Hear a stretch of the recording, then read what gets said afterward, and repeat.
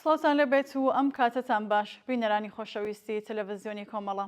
ئەمڕۆ یەکشەممە 26 ڕێبەندان ڕۆژی کۆمەڵەیە. بەم بۆنەیەوە گەرمترین پیرۆزبایی خۆمان ئاراستەی ئێوەی خۆشەویست بنەماڵەی سەربەرزی گیانبەختکردووان بەتایبەت بنەماڵەی گیانبەختکردوانی ڕۆژەکانی 18 و 19 بەفرەمباری 1404 زیندانیان و سەرجەم تێکۆشەرانی ڕێبازی کۆمەڵە و کۆمەڵانی خەڵکی بە ئەمەگ و شۆڕژگەری کوردستان دەکەین.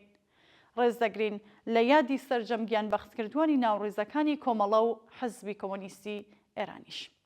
ئێستاش سەرنجدان بۆ بینینی هەواڵەکان ڕادەکێشم سەرەتاش سەردێڕی گرنگترین هەواڵەکان.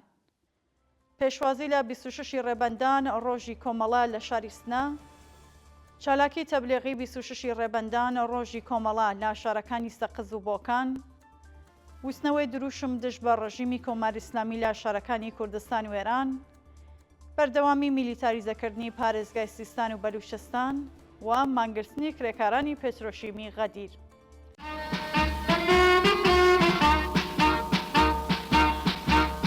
سڵاوی گەرمی دڵی پڕهمێدی مەد پێشکاش فڵنگی هەردی وڵاتەی هەواڵی پێشمەرگا. سڵاوی گەرمی دڵی پڕهمێدی مەد پێشکاش فڵنگی هەردی وڵاتەی هەواڵی پێشمەرگا. پێشوازی لە 26 ڕێبەندان ڕۆژی کۆمەڵە لە شاری سنە. شەوی ڕابردوو کۆمەڵێک لە لایەنگران و هەڵسوڕاوانی کۆمەڵە و حزبی کۆمۆنیستی ئێران لە شاری سنە لە چەندین چالاکیدا 26 ڕێبەندان ڕۆژی ئاشکرابوونی خەباتی پڕ لە شانازی کۆمەڵەیان پیرۆز کرد. بە پێو وێنانەی کە بەدەستمان گەیشتوون، شەوی شەممە هاوڕێیانی تەشکیلاتی ناوخۆی کۆمەڵە لە دوو چالاکی جیاوازدا سەرەڕای ڕێزگرتن لە یادی هەموو گیانبەختکردوانی ڕێگەی ئازادی ڕێزیان لە زیاتر لە نیو سەدە خەباتی کۆمەڵە لە کۆمەڵگای کوردستان گرت و پەیمانیان لەگەڵ ئامانجەکان و ڕێبازەکانی نوێ کردەوە. شایانی باسەکە چالاکیەکانی شەوی ڕابردووی شاری سنە بوو بەهۆی شادمانی هاوڵاتیان لە گەڕەکەکانی سپا، شارۆچکەی ئەحمەدی، نەخشین، فەرەجە، مەولەوی و چەندین گەڕەکی دیکە و هاوڵاتیان بە بەشداریان لە چالاکیەکاندا جەختیان لەسەر پابەندبوونیان با ڕێبازەکانی کۆمەڵە کردەوە. چالاکی تەبلیغی بە بۆنێ 26 ڕێبەندان ڕۆژی کۆمەڵە لە شارەکانی سەقز و بۆکان. بەپێ راپۆرتی گەیشتوو، کۆمەڵێک لە لایەنگران و هاوڕێیانی تەشکیلاتی ناوخۆی کۆمەڵە و حزبی کۆمۆنیستی ئێران لە چەندین چالاکیدا پێشوازیان لە 26 ڕێبەندان ڕۆژی کۆمەڵە کرد. بە پێو وێنانەی کە بەدەستی ناوەندی هەواڵی کۆمەڵە گەیشتووە، ڕۆژی شەممە لە شاری بۆکان هەڵسوڕاوانی کۆمەڵە و حزبی کۆمۆنیستی ئێران لە گەڕەکەکانی حەمامیان، تاراوە، ئەمیراباد، گردی قەبران، کەرێزەی میراوە، جادەی مەحمووداوە، داربەسەر و ئاختەتەر بە بڵاوکردنەوەی تراکت، نووسراوە و چەندین چالاکی دیکە 26 ڕێبەندان ڕۆژی ئاشکرابوونی خەباتی کۆمەڵەیان پیرۆز کرد.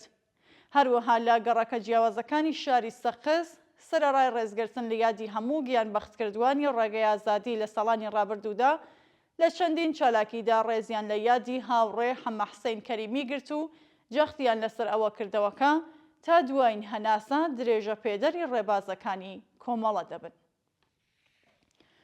مانگرتنی فواد فەتحی لە زیندانی ئێڤین.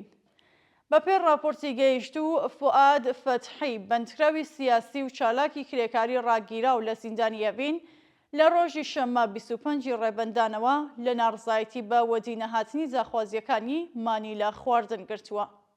سەرچاوەکانی هەواڵ ئاماژە بەوە دەکەن کە ڕۆژی سێشەممە 21 ڕێبەندان کۆمەڵێک لە تاوانبارانی تاوانە کۆمەڵایەتیەکان بە هەواهەنگی لەگەڵ بەرپرسانی زیندانی ئێڤین ڕەوانەی بەندی زیندانیانی سیاسی کراون و پاشان بە شێوەیەکی دەڕەندانە هێرشیان کردووەتە سەر زیندانیانی سیاسی. جێگەی ئاماژەیەکە فوئادی فەتحی و کۆمەڵێکی دیکە لە بەندکراوانی سیاسی ڕاگیراو لە بەندی حوتەمی زیندانی ئێڤین ڕەوانەی نەخۆشخانە کراون و دۆخی تەندروستیان ناجێگیرە. وتنەوەی دروشم دژ بە ڕژیمی کۆماری ئیسلامی لە شارەکانی کوردستان و ئێران. شەوی ڕابردوو هاوکات لەگەڵ پەرستاندنی سەر لە نوێی ناڕزایەتیەکان لە ئێران لە شارەکانی تاران، کرماشان، کەرەج و چەندین شاری دیکە بە وتنەوەی دروشم خوازیاری ڕووخانی ڕژیمی کۆماری ئیسلامی بوون. بە پێو وێنانەیە کە بەدەستمان گەیشتون، هاوڵاتیان بە وتنەوەی دروشمی مەرگ و نەمان بۆ ڕژیمی کۆماری ئیسلامی، مەرگ و نەمان بۆ خامنەئی و هەروەها مەرگ و نەمان بۆ دیکتاتۆر بنەماکانی ڕژیمیان کردە ئامانج و خوازیاری سزادانی تاوانبارانی دژ بە خەڵک بوون. شایانی باسە سەرچاوەکانی هەواڵ باس لەوە دەکەن کە هێزە جەنایەتکارەکانی ڕژیم بە تەقەی هەوایی هەوڵی ترساندنی خەڵک و کەپکردنەوەی دەنگی ناڕزایەتیەکانیاندا، بەڵام شارۆمەندانی ناڕازی بەردەوام بوون لە ناڕزایەتی وتنەوەی دروشم. دەستپێکردنی سەرکوتی بنەماڵەی گیانبەخت کردووان لەلایەن ڕژیمەوە. ڕۆژی شەممە 25 ڕێبەندان عەلی باڵایی برای شێرزاد باڵایی، یەکێک لە گیانبەخت کردوانی ناڕزایەتیەکانی مانگی ڕابردوو لە شارستانی شابات لەلایەن هێزەمنیەکانەوە دەست بەسەر کرا. بە پێی دوایین زانیاریەکان، ئەو هاوڵاتیە لەلایەن هێزەکانی ئیتلاعاتی سوپای ڕژیمەوە بەبێ بەڵگەی قەزایی و بە ئەو پەڕی توندوتیژیەوە دەست بەسەر و ڕەوانێ شوێنێکی نادیار کراوە. جێگەی ئاماژەیەکە سەرەڕای بەدوەداچوونی بنەماڵەکەی لەسەر دۆخی تەندروستی و شوێنی ڕاگررتنی تا کاتی داڕشنیم هەواڵە زانیاریەک لە بەردەستانیە و لە مافی پەیوەندیگرتن لەگەڵ بنەماڵەکەی بێبەشکراوە. بەردەوامی میلیتاریزەکردنی پارێزگای سیستان و بەلوچستان. بە پێی دوایین راپۆرتەکان، ڕۆژیمی کۆماری ئیسلامی بەردەوامە لە نوێکردنەوەی هێزە سەرکوتگەرەکانی پارێزگای سیستان و بەلوچستان و گوشارێکی توندی ئەمنی خستووەتە سەر هاوڵاتیان. بە پێو وێنانەیە کە بەدەستمان گەیشتون لە شارەکانی زاهیدان، ئێرانشار و چەندین شاری دیکەی ئەو پارێزگایە، هێزەکانی ڕژیمی کۆماری ئیسلامی بە داخستنی ڕێگا سەرەکیەکانی ئەو شارە و هەروەها دانانی دەیان خاڵی پشکنینی نوێ، گوشارێکی توندی ئەمنیان خستووەتە سەر شارۆمەندانی بەلوچ و هەروەها هەندێک راپۆرت بەدەستمان گەیشتون کە هێزەکانی ڕژیم بەبێ بەڵگەی قەزایی هێرشیان کردووەتە سەر ماڵی هاوڵاتیان. ئەمە لە کاتێکدایەکان ناوەندە هەواڵنێریەکانی ڕژیم لە ڕۆژانی ڕابردوودا بڵاویان کردووەتەوە کە دۆخی ئەمنی لە ئێران ئاساییە و هەموو هەڕەشەکان لەناوبراون. ئازادی کاتی چالاکێکی سنفی معالیمان بە دانانی بارمتە لە هەمەدان. بە پێی دوایین زانیاریەکان، هەڕەزا موسلەمی چالاکی سنفی معالیمان بە دانانی بارمتەی 9 ملیاردی بە شێوەیەکی کاتی ئازاد کراوە. راپۆرتەکان ئاماژە بەوە دەکەن کە ئەو هاوڵاتیە ڕێکەوتی 19 بەفرامبەر یەمساڵ و هاوکات لەگەڵ بەرزبوونەوەی ئاستی ناڕزایەتیەکانی خەڵک لە ئێران و کوردستان لەلایەن هێزە سەرکوتگەرەکانی ڕژیمەوە دەست بەسەر و ڕەوانەیە گرتوخانەکانی ناوەندە ئەمنیەکان کراوە. جێگەی ئاماژەیەکە ناوبراو تا کاتی ئازادبوونی لە مافی دەستڕاگەیشتنەوە پارێزەر و پەیوەندی لەگەڵ بنەماڵەکەی بێبەشکرا بوو و هەروەها لەژێر توندوتێژترین ئەشکەنجەکانی ناوەندە ئەمنیەکاندا بووە. مانگرتنی کرێکارانی پێترۆشیمی غەدیر. ڕۆژی ڕابردوو کۆمەڵێک لە کرێکارانی شاغەڵ لە پێترۆشیمی غەدیر دژ بە بایەخنەدانی ڕژیمی کۆماری ئیسلامی بە ژیان و معیشەتی کرێکاران دەستیان لە کار کێشایەوە. بە پێی راپۆرتی گەیشتوو، کرێکارانی ناڕازی ئاماژە بەوە دەکەن کە بەهۆی کەمکردنەوەی کارانە و هەروەها پێنەدانی حەقدەستە دووەخراوەکانیان لەلایەن بەرپرسانی شرکەتەوە، دۆخی ئابوووریان خراپە و تەنانەت توانایی دابینکردنی سەرەتاییترین پێداویستیەکانی بنەماڵەکانیان نییە.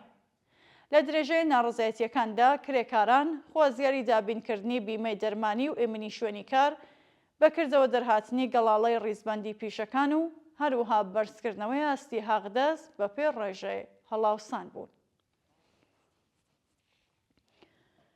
کۆبوونەوەی ناڕزایەتی و مانگرتنی زانکۆی زانستە پزیشکیەکانی تاران.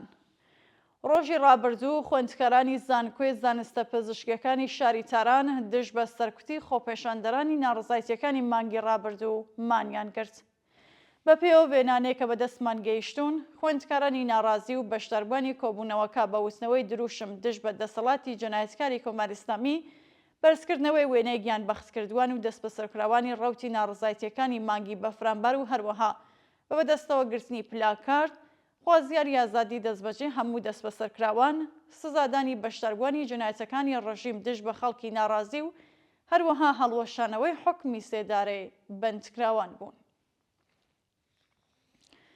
دووە هەواڵ بەردەوامی دەستبەسەرکردن و ناڕوونی چارەنووسی پارێزەرێکی دانیشتووی شاری تاران.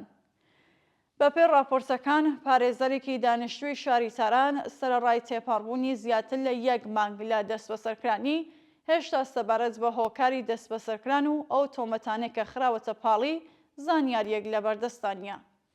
بەپێ دوایین زانیاریەکان ئەو هاوڵاتیە بە ناوی شیما قوشە پارێزەری دادگستەری لە شاری تاران ڕۆژی هەینی 26 بەفرەمباری ئەم ساڵ لەلایەن هێزەمیەکانی ڕژیمەوە دەستبەسەر و ڕەوانەی شوێنێکی نادیار کراوە. ناوبراو پاژماوەیەک لێپرسینەوە لا گرتوخانەکانی ناوەندە ئەمنیەکان ڕەوانەی بەندی 209 زیندانی ئەڤین کراوە و هێشتا سەبارەت بە ڕەوەندی دۆسیەکەی ڕوونکردنەوەیەک بڵاو نەکراوەتەوە. بینەرانی خۆشەویست هەواڵەکانم پێشکەشکردن هەر شاد و ئاسوودە.